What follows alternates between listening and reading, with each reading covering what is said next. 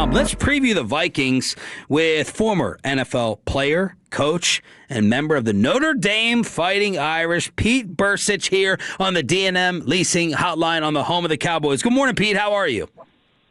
I'm doing great. How are you guys? We're doing well. Has all of your text messages and your phone calls and your sports talk over the last week just been about Notre Dame? And what's your reaction to what happened? A little bit. I mean, a little bit in the background. I mean, those guys sat down and made a decision. I'm fine with it. It's almost so predictable in, they create the playoff process and, I don't know how many they started with, 8, and then they bump it up. It's like, I don't care if you put it to 64, there's still going to be people complaining about not getting in. Yep.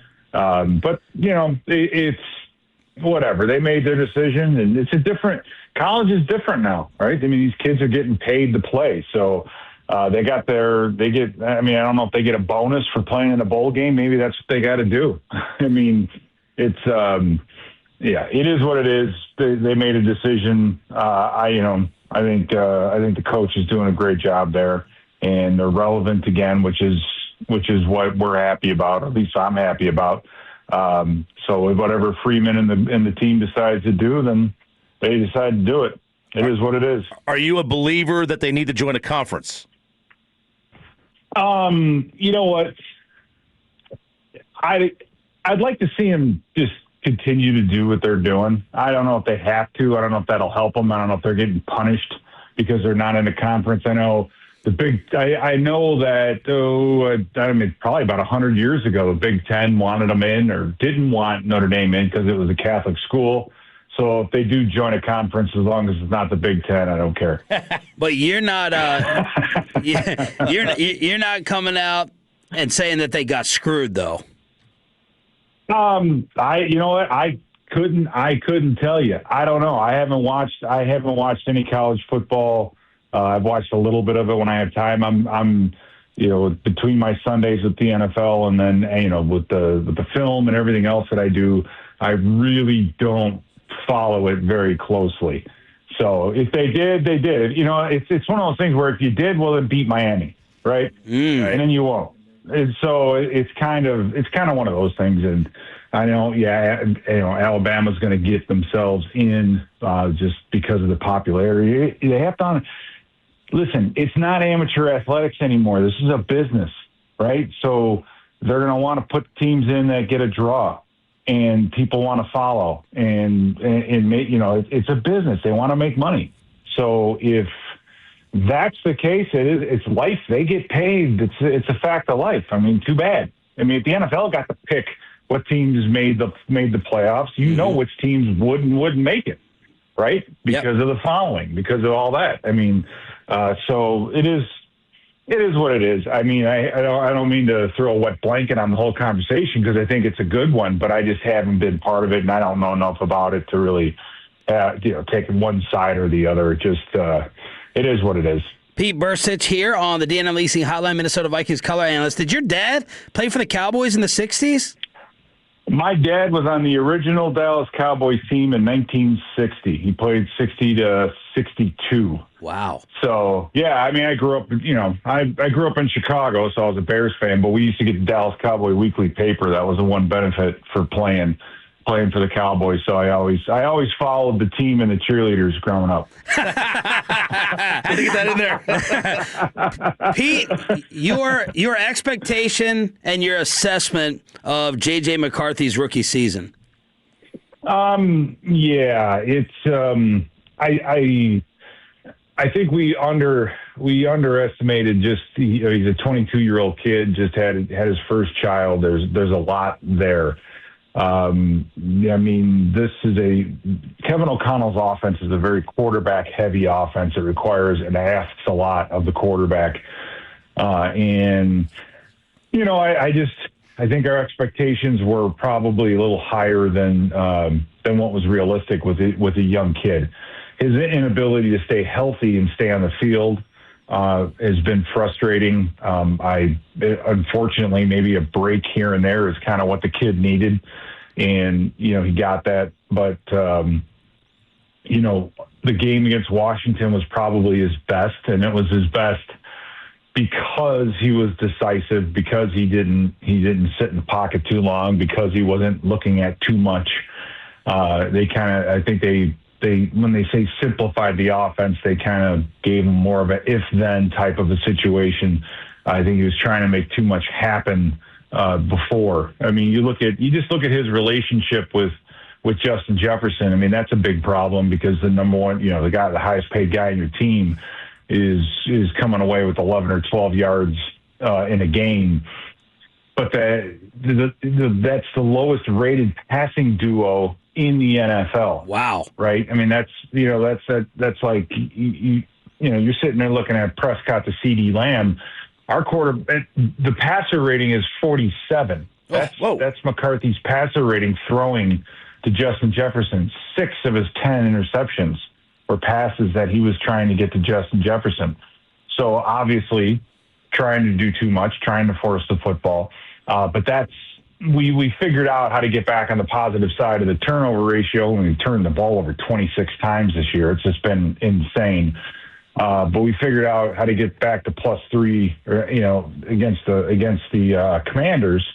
Can that continue? I don't know, but it's been it's been a very, very, very tough ride with developing a young quarterback. And the problem is he may play well the last 5 games of the year. You're still not really going to know where you are going into next year. It takes a couple of years before you can really say that he's got it or he doesn't. But, everybody wants a new quarterback, right? Everybody wants to just get rid of a guy and draft somebody. And I think it's very easy to do. But in this day and age in the NFL, it is not. So be careful what you wish for. As a warning. Has there been then some regret, remorse about moving on from Darnold, or were they had to do it because of the pick? No. Yeah, I think, Darnold's fate was sealed before he ever got here, right? Because it was 2 years ago, two drafts ago that we picked JJ, and you pick him number 10 overall. You trade to get him. You made that decision. He's the future. The injury, his rookie year to his meniscus, that allowed Darnold to come in and do what he did. I mean, we're the only team in NFL history to have a quarterback win 14 games and then not play for us the following year. The only time it's ever happened. Wow. Right? These guys don't grow on trees. It's very difficult to find. In the situation that we were in, we were talking about, at least I was talking about this when Darnold early on last year was starting to look really good. You're like, it's great, but the problem is he's not going to be here next year. Just because of that, you're not going to pay $100 million to a guy who's a backup, and then at the same time absolutely torpedo the development of a young quarterback, because then everybody's going to want the guy, the backup, and you're going to have the controversy. It's just a decision that was made, and you have to live with it. So it is what it is. It's not pretty. You gotta go back to playing great defense and having a good running game. That's the best way to develop a young quarterback. And if your team doesn't have that, it's gonna be a struggle. I don't care who it is at quarterback. Pete, how are you viewing this matchup with the Cowboys? Yeah, this is going to be a tough one. The Vikings defensively, we've played well. We've been good against the pass, but we haven't run across a team like this. Obviously, we don't know. We don't know yet if CD Lamb's going to play, but either way, you've got Lamb out there. Pickens has kind of been. You got some negative attention. He's playing on Sunday night. I think he's going to be bringing his A game. This Sunday night, and then. Ryan Flanoy was very impressive with what he's done.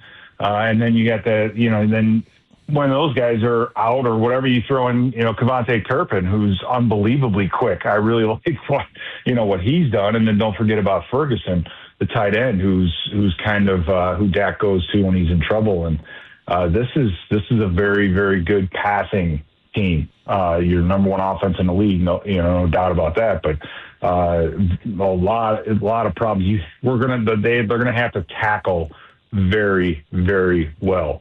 I think that's kind of interesting because that's pretty much, I think, the problem with your defense. But offensively, you guys give other defenses just absolute headaches with, you miss one tackle on a slant to Pickens and goodbye. You can throw a 5-yard hitch to CeeDee Lamb and he can turn it into 30. And then when you jump the hitch, they're going to double move like Illinois did against Detroit. And the next thing you know, you got a cornerback standing there with his pants down. You're like, oh my God, what happened there? So a very dynamic passing game. So that'll be the biggest test. Knowing Brian Flores, they're going to want to get pressure on Dak Prescott. So it's going to be, the issue will get forced. It'll be, we're going to dial it back, try to get pressure on Prescott. Can he get rid of the football quickly, and get a receiver to make a guy miss, and then it could be a big play. But slowing down this Dallas offense is going to be interesting. Vikings color analyst Pete Bercich here on Shan RJ 105.3 The Fan. Cowboys Vikings Sunday night. Did you watch Pickens against Detroit with the film? Yes. What did you think? I watched that. You know what? He was off. You go back and watch him against Philadelphia, and he hits a slant, he gets a big dig, and then they run the little dig in 7, and Dak makes a beautiful throw. I guess in this regard, in the NFL, if you are off a little bit, just a little bit, it is all the difference in the world. You don't have to be off by much to go from looking like a star to a sucker. Really, you really don't. And he just looked off, right? He just didn't have. I don't know if it was the added snaps at the end of the game with CeeDee Lamb being out. I really don't know. But it didn't look like him, at least from the games previously that I've seen of him. He's been a little boom or bust lately, I guess. But there's no question going into this game, knowing he could be the guy, having a few extra days from a Thursday game to a Sunday game, he'll be ready to go. I don't expect to see the Detroit version of Pickens, this Sunday night on national TV. I mean, come on. I think he'll be ready to go, and you're going to get the best version of him. And when he's on, he's on. I love watching him because he's kind of old school in that he's not afraid to go across the middle. He knows how to use his body. If you try to roll up and jam him, you have to be very careful about being physical with him because he knows how to use his body and leverage so well. At least that's what I've seen. Thank you so much, Pete. Have a great call Sunday night. Appreciate it. Yeah, you too. And say hi to Dixon Edwards for me. We stole him from you back in the 90s. He was one of my favorite teammates with those terrible shoes. He wore the same damn shoes on AstroTurf, I think, for 10 years. Yeah. Seriously. God. Wow. It was like they were like Pumas that he got from Michigan State. And his toes were he'd have to tape his shoes because his toes were sticking out of him. Oh my God. Different world. I mean, he would I'll say this, though. He could hit. He could knock your eyeballs cross, and he's probably one of the funniest human beings I ever met. But, yeah, Dixon Edwards is my favorite Dallas Cowboy of all time. Wow. Awesome stuff. Thank you so much, Pete. Yeah, take care, guys. Pete Bercich on the D&M Leasing Hotline.